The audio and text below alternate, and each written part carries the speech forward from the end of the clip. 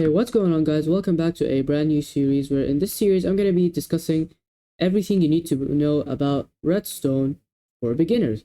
So we're going to start from the absolute beginning. So we're going to be talking about the absolute basics of redstone, from basically how to find it, how it works, and then we're going to be discussing some of the most advanced stuff, so like the comparator, the repeaters, and then we're going to be designing some circuits, I guess, in the end. So with that said, let's go ahead and get right into it. Okay, so let's start from the absolute basics. Now, if you want to go ahead and just see like the functionality of redstone and stuff, you know how to find it, go ahead and skip to this timestamp on the screen right now.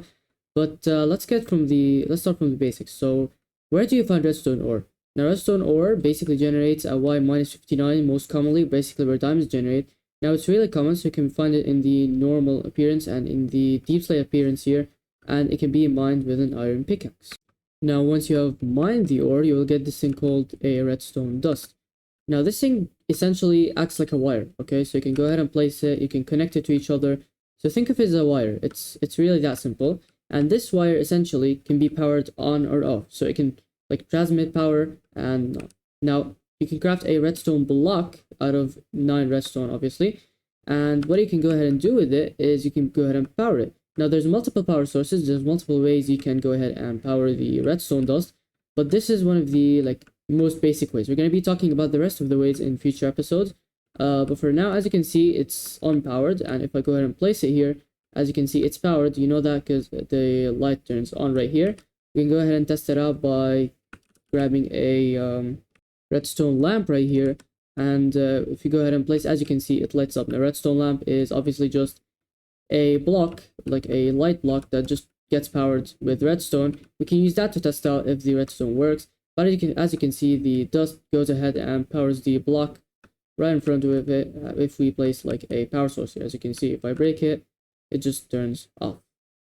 Now, I should say that redstone only powers the blocks that are under it and in front of it. So if there's a block beside it or a block above it, it won't go ahead and power. So as you can see, if I place a block here, it doesn't power. If I place a block here, it also doesn't get powered. So it only powers the blocks that it is like physically touching.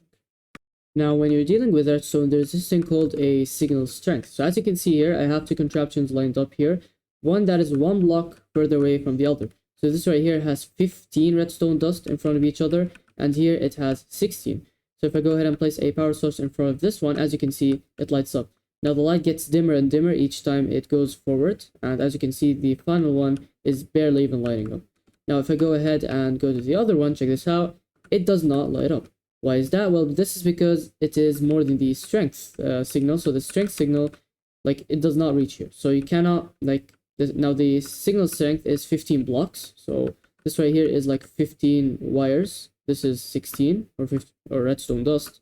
And yeah, so the 16 one here, as you can see, it does not light up at all. It's like it's disabled. And this is because this is just too far away and the redstone doesn't reach there. So if I just go ahead and bring it closer, as you can see, it works. Now there is a way to go ahead and extend the signal strength. But we'll talk about this in a future episode since this is a little more advanced than we are right now.